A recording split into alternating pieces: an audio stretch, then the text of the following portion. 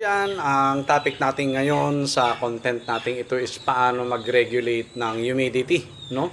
Ng ating mga incubator, no? At yan, kung mapapansin nyo, kapag gumagamit po kayo ng automatic incubator, meron tayo nakikitang digital display, no? Ito yung ano na tawag dito? Thermostat, no? Thermostat po, no? Sa thermostat makikita nyo po ang temperature at humidity level. Ayan, yung 57 na yan, humidity yan. Itong 37.7 is yung temperature po, no? So ang unang aalamin nyo bago kayo pumasok sa egg incubation, alamin nyo muna kung anong itlog yung i-incubate ninyo. Okay? Katulad po niyan, ang ini-incubate po natin dito sa yard is itlog ng pugo at saka itlog ng manok, which is iisa lang po ang temperature. That is 37.5 degrees Celsius dapat. Ang average, no? Na temperature po ng ating incubator. Ayan. Average po yung 37.5, ha?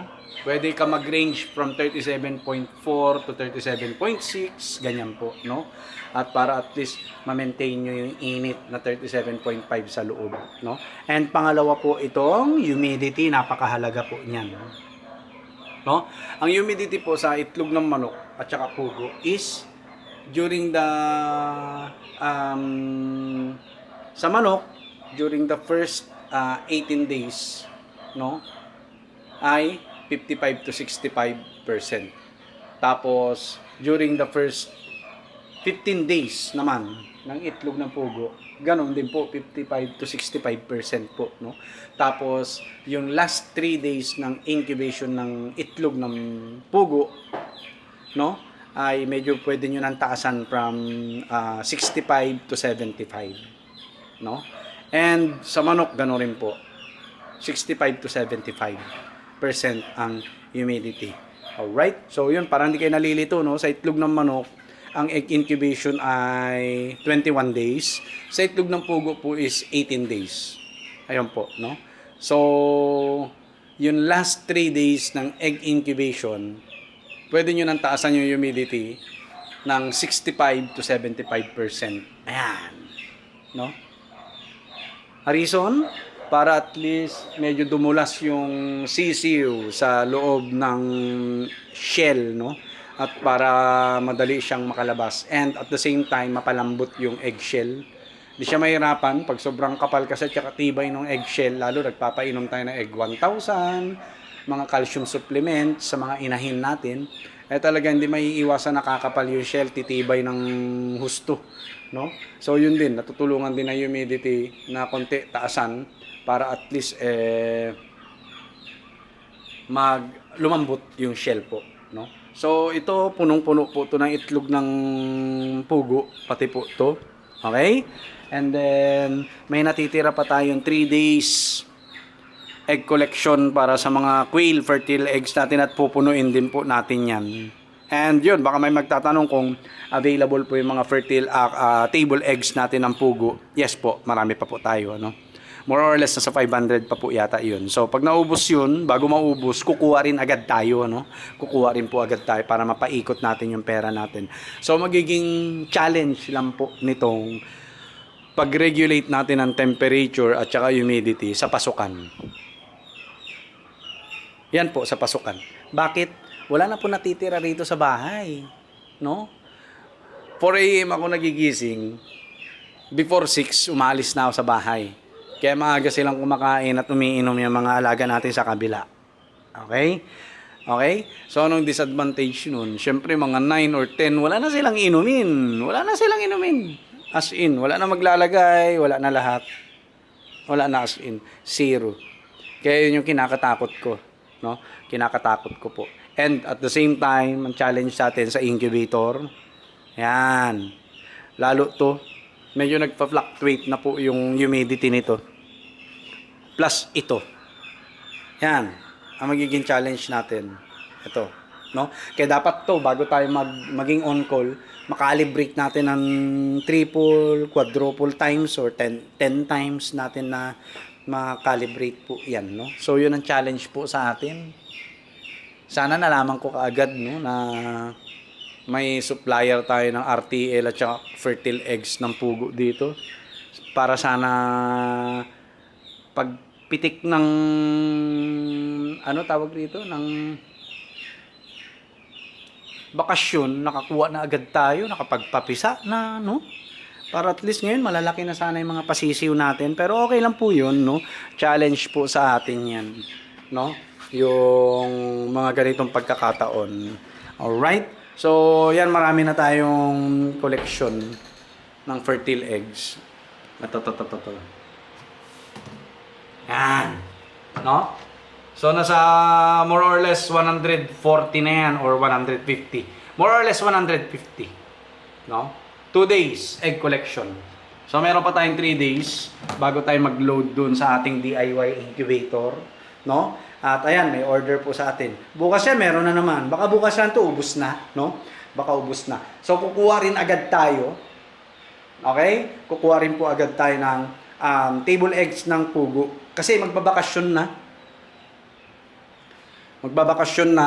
Ayan na naman, lilitaw na naman ng tokneneng fishbowl kikiam, no?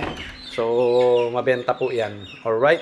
So, yun lang kung paano po mag-calibrate ng incubator. Anong tawag dito? Mag-regulate ng temperature at saka lalong-lalo na yung humidity sa incubators po natin. So, bukas, ikatlong araw po ng egg collection natin sa mga quail breeders natin. Samahan niyo po ulit ako, no? At magbibigay po tayo ng vitamin sa kanila bukas, egg 1,000. Egg 1,000 po, no? So, yun. Ito po plan natin. Mamaya sa content natin, sabihin natin kung ano yung mga plano natin dito sa ating breeding pen ng mga manok. At saka itong mga growing pen natin, ayan. Yan. At kung ano yung mga bibilhin natin, no? Na mga materyales para tayo na lang po ang gagawa ng conversion po nito, no? Ko-convert natin ito into layer cage, breeding cage, ayan po, no? Kaya huwag kayong mag-alala dahil hindi tayo mauubusan ng itlog ng pugo. Ayan, no? Gagawin po nating layer cage po itong mga to. Okay? At abang-abangan nyo po yan dahil gagawa natin ng content po yan. Okay? At yun, para hindi sayang yung space, no? Hindi sayang yung space, hindi sayang itong mga facilities na ginawa natin at para at least mapakinabangan po natin, no? Mapakinabangan. Alright? So, ang ganda na naiisip ko po rito, no? Abang-abangan nyo po yan sa content natin. Okay? Yan, no? O, diba? Meron tayong plano dyan, no? May plano po tayo dyan. Ko-convert siya, pero yung gagawin nating conversion, hindi naka-fix. Para kung sakasakaling tapos na tayo magparami ng pugo at magpaparami na tayo ng mga game fowls natin or other livestock farming natin, ay maaalis din natin agad. Tapos pwedeng ibalik. Yan. Abang-abangan nyo po yan, no? Abang-abangan nyo po.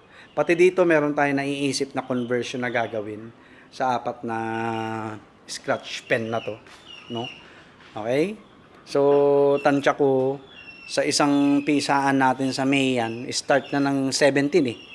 May 17, 18, at saka yun yung ikalimang araw nung ilalagay natin sa DIY incubator natin.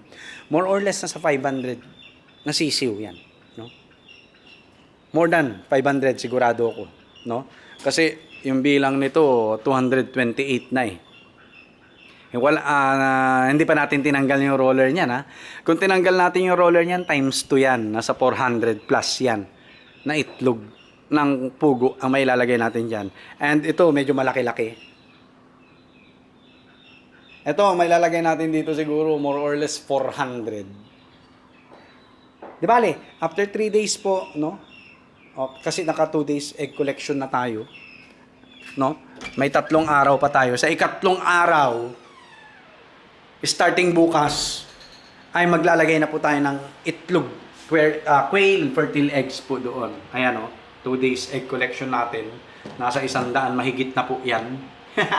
Okay? So, tansya ko, 400 plus na quail na fertile eggs po yung mailalagay natin doon sa DIY incubator natin. So, sasagupa tayo dito, no? Actually, yung isang incubator ko po yung tested ko na nakakapagpapisa, no? Maliban dito, hindi pa natin to na-test. Pero, yan, tetestingin natin ngayon. Kasi, para malaman natin kung mataas ang hatching rate, di ba? Or mababa. Paano kung hindi natin iti-test yung hatching rate ng mga incubator natin na DIY dito, lalo to matino. Ganda po ng thermostat niyan. Ayan, oh. No? Kung hindi natin iti-test, wala mangyayari. Hindi natin alam kung mataas ang hatching rate o mababa. No? Kung mataas, swerte natin. Bakit? Dahil magagamit natin yan hanggan-hanggan. Hindi naman matutunaw yan. Maliban na lang kung upuan ng 100 kilo na tao, talagang sira yan. Okay? So, yun lang po. Abang-abangan nyo po itong mga papisa natin. At, yun, no? Sabay-sabay tayo matuto kasi first time kong mag-alaga ng pugo, sa totoo lang. First time ko po mag-alaga ng pugo, first time kong mag-incubate ng itlog ng pugo, first time kong mag-aalaga ng quail chicks, first time lahat, as in first time. Pero tingnan nyo naman, ang ganda po ng ating percentage ng egg collection po natin, no? Sa 101 heads natin na breeders, 30 mahigit, ay 30, kung di ako nagkakamali, no? More or less 30 yung lalaki. Pero nakakakuha tayo dyan ng ano, di pa kasi natin nabilang talaga yung lalaki eh. Nakakakuha po tayo ng mga 70 plus na ngayon na itlog kada araw, no? So, laking bagay, malaking bagay po. Okay? So, yun. Kaya tayo nagbabay and sell ng itlog ng pugo. Panuporta po ito, no? Para makahinga tayo sa pag-collect ng mga fertile eggs po natin. At makapaglagay muna tayo sa ating incubator. So, anyway, kapag puno na yung incubator natin, ay may mga egg collection na po tayo na fertile eggs pambenta. Alright? So, yun lang po. God bless po sa ating lahat. Magandang gabi. At tayo po ay nanonood kay Idol Dexter's World kung paano mag-alaga ng pugo. Ito isa sa idol po natin to. Alright? So yun lang po. God bless sa ating lahat. Peace!